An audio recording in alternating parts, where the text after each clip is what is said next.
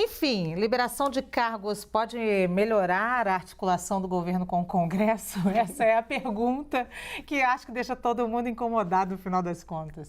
As pessoas normalmente não gostam, né, dessa questão de cargo, acham que é uma espécie de toma lá da cá, que é uma troca antiética, que não seria moral o governo discutir com o parlamentar cargos, mas ideias, programas, etc.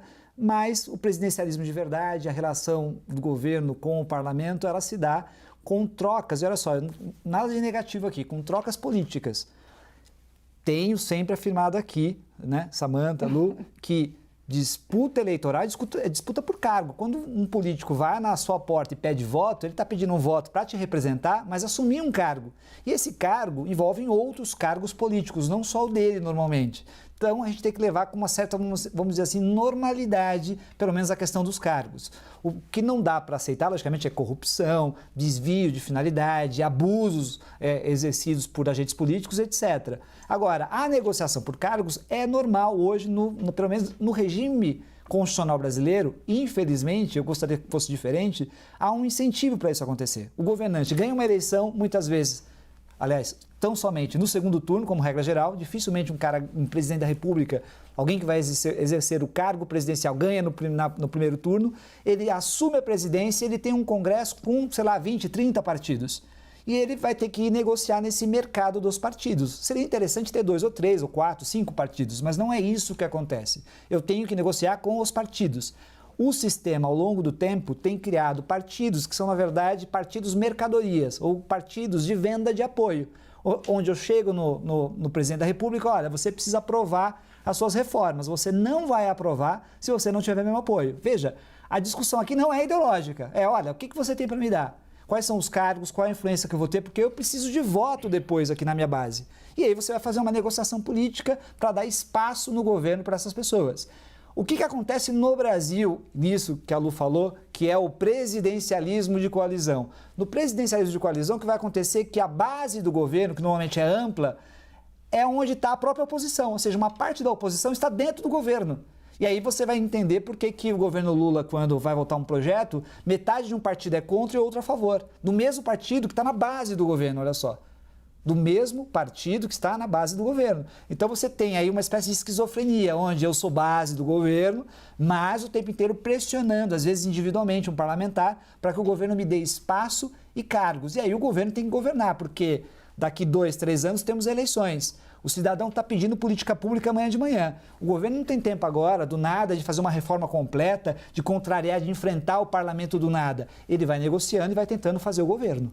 Didaticamente, é isso que ele falou, didaticamente, né? Mas é um incômodo generalizado, eu acho que, especialmente para as pessoas que não acompanham a política, há sempre uma ilusão de que não funcione dessa maneira, né? A liberação por cargos vai melhorar a articulação política do governo? Vai, sem dúvida nenhuma vai melhorá-lo. E eu acho que, como bem o Alessandro falou, esse presidencialismo de coalizão, né, uma expressão até do Sérgio Abranches, o que acontece?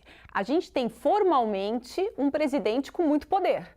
Mas, na verdade, ele não tem esse poder, ele na prática não tem condições de governar isoladamente. É como se a gente tivesse um poderoso dependente do Congresso Nacional. E se a gente olhar historicamente, desde 1989, nenhum presidente que ganhou as eleições tinha maioria no Congresso Nacional. Se ele não tem maioria e tudo que ele precisa fazer por meio de leis, ele tem que se relacionar com o Congresso Nacional.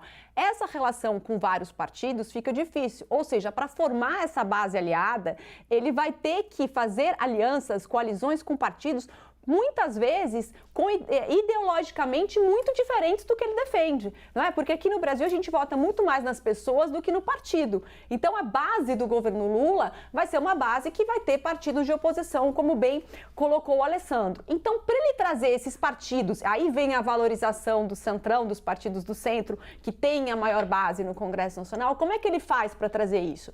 A troca é nomeações de ministro, cargos em comissão e também liberação de emendas. É uma troca de favores. Isso porque o próprio sistema exige isso. O que seria o correto, não é? A gente talvez mudar o nosso sistema para um semipresidencialismo, não é? Para que o chefe de governo viesse do próprio parlamento, que tem uma base ampla. E muitas vezes, Lu, quando a gente precisa fazer reformas estruturais, como a reforma tributária ou reforma da Previdência, não basta o presidente ter maioria, ele tem que ter quase unanimidade, porque o quórum para aprovação dessas medidas é de 3/5. Portanto, a negociação se torna muito maior. Qual o risco disso? A gente já viveu, foi o mensalão, não é? Em que para conseguir essa base, isso não ficava restrito apenas a cargos, a ministério, liberação de emendas. Isso ficava restrito a compra de votos com quantias milionárias. Portanto, você tem uma linha muito tênue entre as indicações para cargos, a liberação de emendas e a prática do mensalão que a gente já viveu e foi muito ruim. Eu sei que esse assunto é transversal, mas você falou de novo essa palavra que Poit também sempre traz, semipresidencialismo.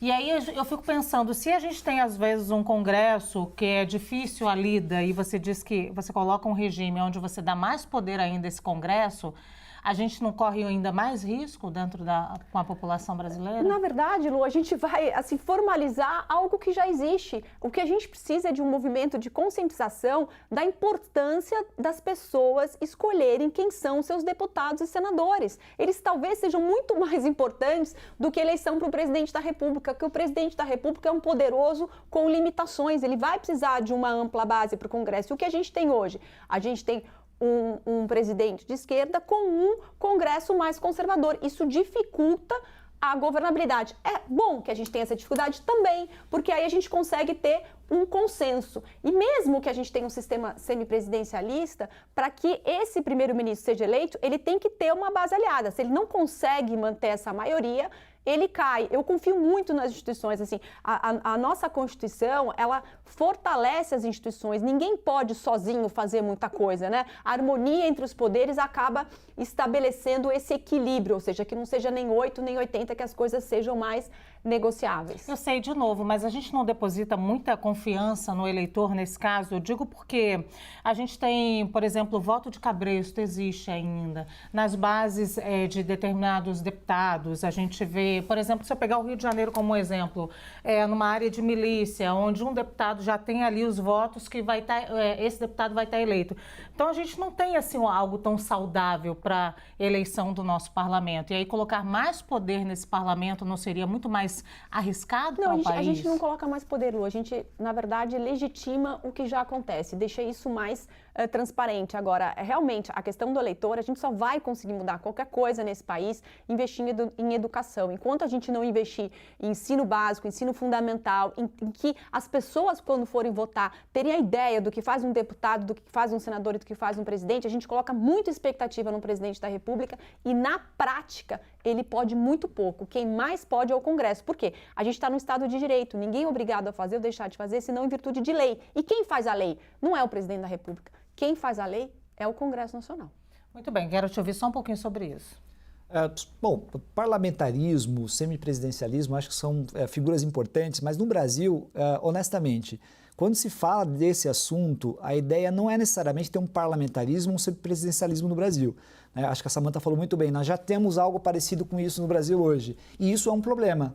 Dizer que temos algo parecido pode significar simplesmente que todo ano você vota no presidente da República e que, no fundo, ele está submetido ao parlamento. E isso não necessariamente é bom, sabe por quê? Porque você é que votou no presidente da República, não foi o parlamento que votou no presidente. O parlamento não pode acionar um impeachment só porque ele quer retirar um presidente porque não desgosta dele. O parlamento não pode inviabilizar um governo, deixar de aprovar uma medida provisória que organiza a estrutura governamental só porque não gosta dele. Se esse sistema fosse parlamentarista, por exemplo, uma situação dessa gera queda do governo. Mas nós estamos no regime presidencialista. Eu votei no presidente, eu quero que ele vá até o final do seu mandato. Eu não quero que o parlamento comece a derrubar presidente ou fazer coisas do gênero. Se nós queremos um parlamentarismo de verdade, e é preciso lembrar, a ditadura, antes da ditadura militar de 64, se impôs uma espécie de parlamentarismo ao presidente da República, ao presidente João Goulart lá atrás, que na verdade não era parlamentarismo, porque a eleição tinha sido presidencialista e o cara governou como se fosse governo parlamentar até 1963. E no Brasil, quando se discute a questão do parlamentarismo, do semipresidencialismo, é simplesmente para dizer é preciso que o presidente da República, mesmo que eleito pelo povo, se dobre ao parlamento totalmente agora. Porque é isso que está acontecendo agora, é uma tendência geral de quererem dobrar a presidência da República. Mas o nosso sistema não é assim. Eu entendo isso como uma violação da democracia, porque no presidencialismo não é o parlamento que elege o presidente, é o cidadão, é você. Antes da Samantha pegar, só porque a gente vai precisar encerrar, e eu queria colocar que essa discussão que a gente está fazendo aqui não é uma discussão de governo X ou Y, até porque a Andréa Prado está falando aqui na hashtag, Lu, não acha curioso que o Bolsonaro governou sem dar cargos ao Congresso? E aí não é real. Não é, André. É o inverso até. Não aconteceu dessa maneira. Não. Então coloquem, por favor, 30 segundos na resposta de cada um para a gente encerrar. Eu entendo isso, o sistema é assim, mas a gente tem que ir um pouquinho na origem. A nossa Constituição de 88, quando ela foi pensada para um sistema parlamentarista. A gente não pode esquecer que em 94 a gente teve um plebiscito para discutir se a gente queria república ou monarquia, presidencialismo ou parlamentarismo. A ideia era que o parlamentarismo ganhasse e não ganhou. Então a gente tem uma Constituição com contornos parlamentaristas, mas num sistema presidencialista. Aí que surge um presidencialismo de coalizão. Eu acho que se nós queremos o parlamentarismo, vamos pensar da seguinte forma. Quando o cidadão vai na urna e vota, ele tem que saber, olha só, no momento do voto eu tenho que saber que o partido que eu estou elegendo vai eleger o presidente da República. Vai ser maioria. Porque aí tudo bem, aí você tem pelo menos uma clareza e transparência. Agora, eu voto no presidente, ninguém me fala que se eu votar num deputado diferente, de partido diferente, o cara pode derrubar o presidente. Isso eu considero, com todo respeito, né, uma trapaça. Ou seja, é parlamentarismo, tem que ser parlamentarismo de verdade. Eu tenho que saber no meu voto, se eu votei no PT, no PL, no PMDB, eu tenho que saber que se ele ganhar, ele vai fazer o presidente, porque aí eu faço um voto unificado.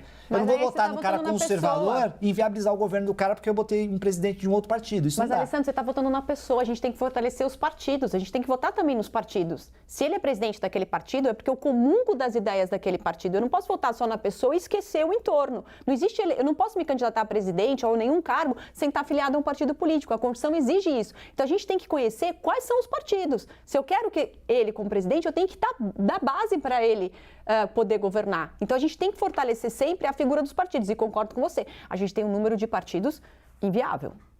Muito bem, até a população chegar a esse conhecimento aqui de uma maneira geral, para a gente ter aí um voto realmente consciente, vai demorar um pouquinho.